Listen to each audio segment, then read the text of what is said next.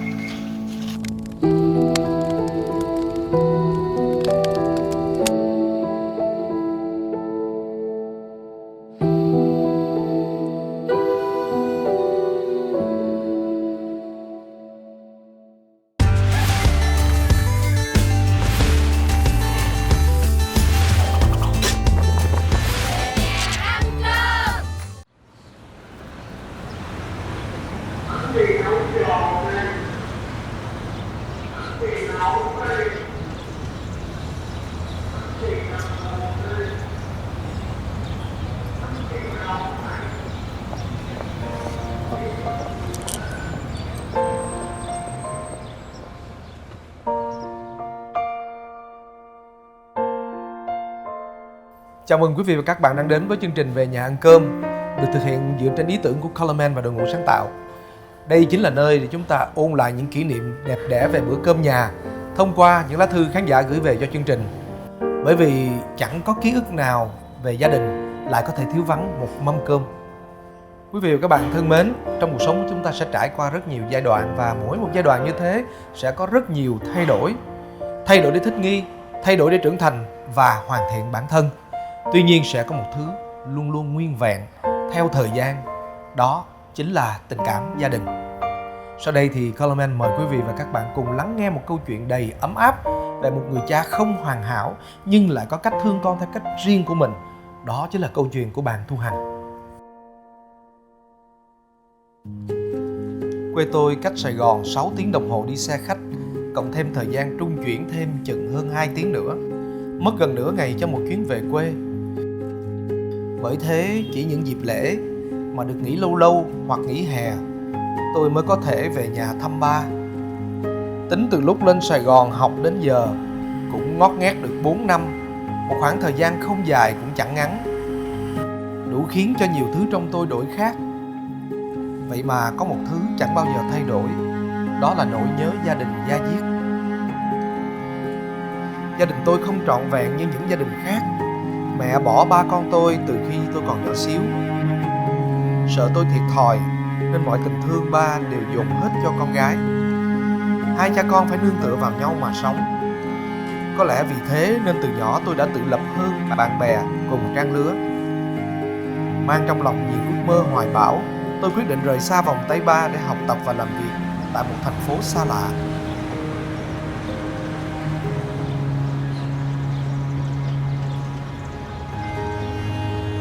Ba không cản ngày tôi đi xa, cũng không giữ tôi lại. Ba chỉ lặng lẽ nói: bao giờ nhớ nhà thì về với ba nghe con. Tôi đau lòng mà cố nén, cứ nghĩ là mình mạnh mẽ lắm, khó khăn gì cũng có thể vượt qua. Nhưng xa ba rồi, đối mặt với những va vấp đầu đời, tôi mới biết mình nhỏ bé và yếu đuối biết nhường nào. Chạnh lòng nhất là mỗi khi đến giờ cơm tối, nhà người ta lục đục bếp đèn, quay quần bên nhau, mình thì ăn qua loa hộp cơm mua ở đầu hẻm. Những lúc như thế, tôi lại càng nhớ nhà, nhớ ba hơn. Nhiều khi tủi thân đến bật khóc, mong mỏi có thể quay trở lại thời bé, sống dưới sự chở che và chăm sóc của ba. Làm người lớn, khổ quá ba ơi. Ba của tôi không hoàn hảo, nhưng ông yêu thương tôi theo cách hoàn hảo nhất.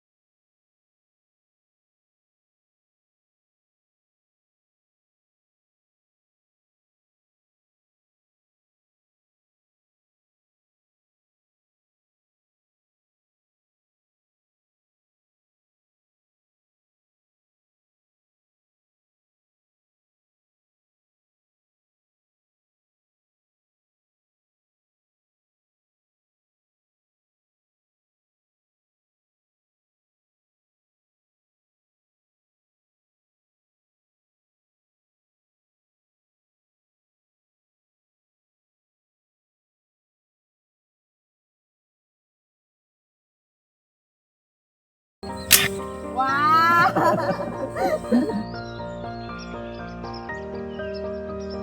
Ba không dịu dàng cũng chẳng thể hiện tình cảm, mà khi tôi bệnh, ba lại thức trắng đêm. Ba không giỏi nấu ăn, nhưng khi ba đã nấu, luôn là những món ngon nhất tôi được ăn. Bởi ba lén làm đi làm lại cả chục lần trước khi nấu cho tôi. Tôi học xa nhà, ba cũng chẳng nói nhớ, mà cứ lần nào tôi gọi ba đều tìm cách dụ tôi về nhà. Mà cách quen thuộc nhất mà ba dùng là hứa nấu đồ ngon cho tôi ăn. Trước lễ mấy ngày, ba tôi gọi tôi nói cá lóc ba nuôi ở cái ao sau nhà lớn hết rồi. Giờ mà bắt lên nướng lá sen rồi cuốn bánh tráng thì ngon bá cháy bọ chét. Ba thiệt tình, biết tôi mê món này nhất, nên lấy ra dụ tôi về để mà. Nhưng dù ba không nói, tôi cũng sẽ về thăm ba. Mấy tháng rồi không về, thật sự tôi nhớ ba khủng khiếp. Mỗi lần về đến nhà, tôi chỉ kịp treo cái túi lên là bắt đầu chạy đi tìm ba, than đói bụng liên tục. Ba cười hiền, chọc tôi con gái ăn nhiều không sợ mập, rồi không ai thèm cưới cả. Miệng thì nói vậy, chứ ba tôi sẽ đứng lên ra sau nhà, cầm đồ xuống ao bắt cá liền. Trong lúc ba bắt cá dưới ao, tôi cũng sẽ lăng xăng chạy ra vườn, hái mấy thứ ăn kèm như chuối chát. Ba nói làm cá lóc nướng không cần sơ chế, chỉ cần rửa sạch để nguyên vẩy, thì khi nướng cá mới không bị cháy lớp thịt phía trong. Bọc lá sen bên ngoài rồi mới nướng, thì thịt cá mới thơm mượt và không bị khô. Tôi đã nhìn thấy ba nướng cá nhiều lần, nhưng trăm lần như một tôi đều vô cùng bất ngờ với khả năng nướng cá tài tình của ba. Từ một con cá lóc bị nướng cháy đen thui như vậy mà tách lớp da đen ngõm ra, bên trong lại là thịt cá trắng ngần, nóng hổi, vẫn giữ nguyên được vị ngon ngọt, đặc sắc của thịt cá. Tôi nghĩ bụng, cái này mà để tôi nướng chắc là sẽ cháy thành than luôn. Rồi lại tự bật cười vì ý nghĩ ngây thơ của mình.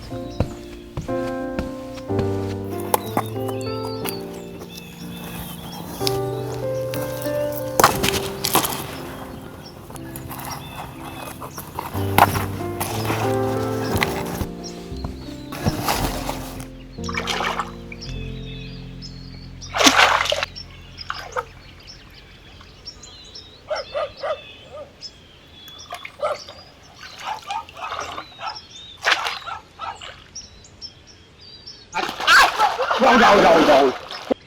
Thôi.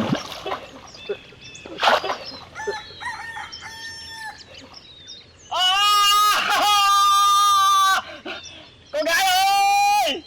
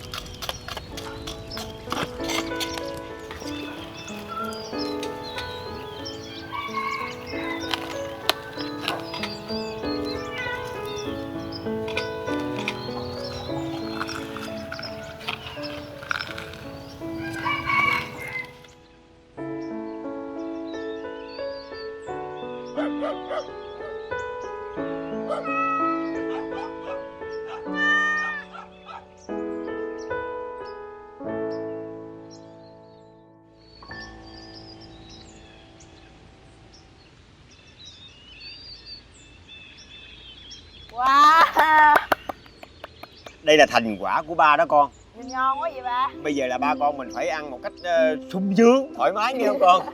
Rau con cắt cũng đẹp lắm đó ba. Đúng rồi. Thành quả của con. Còn cái này mày biết tao đi bắt vất vả lắm đó nghe. Không phải vậy đâu đó. Uống đi con ơi, bây giờ mình Dạ. Này.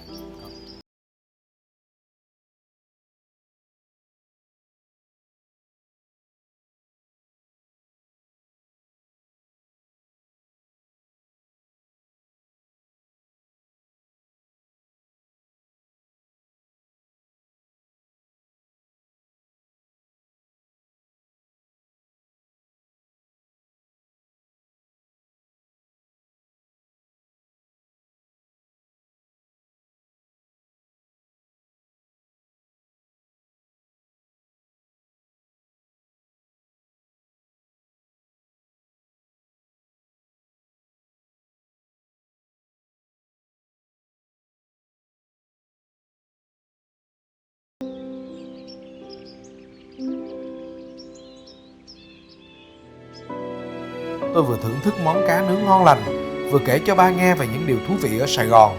Còn ba vừa ăn vừa nghe, lâu lâu lại cuốn vài cuốn, đưa cho tôi trong lúc tôi mải mê kể chuyện.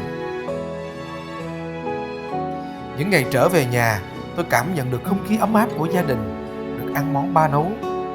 Lâu lâu lại được ba xoa đầu một cái, tôi cảm thấy mình bình yên đến lạ. Bao nhiêu mệt mỏi tủi thân khi một mình sống nơi xa lạ dường như tan biến hết cả. Ngoài kia dù có bao nhiêu sóng to gió lớn, có bao nhiêu khó khăn thử thách khiến tôi gục ngã, thì ba vẫn mãi ở đó, dùng tấm lưng vững chãi của mình để chống đỡ cho tôi. Những năm tháng tiếp theo, dù cuộc đời tôi có thay đổi nên thế nào, thì vẫn có một nơi thân thuộc, một người ba yêu thương vẫn sẽ ở đó, chờ tôi trở về.